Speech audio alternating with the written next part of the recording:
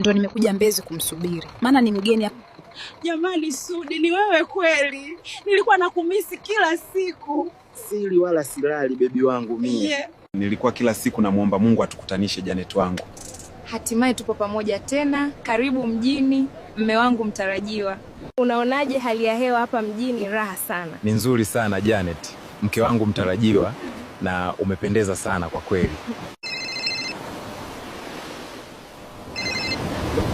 Yaani kweli nimekuwa nikuhudumia kila kitu, nalima viazi na kutumia hela, kumbe unanichiti Janet. Huyu ni daktari tu, hakuna chochote. Hivi ilikuwaje nikasahau kuweka kindege? Ndio nimeshamkosa Sudi.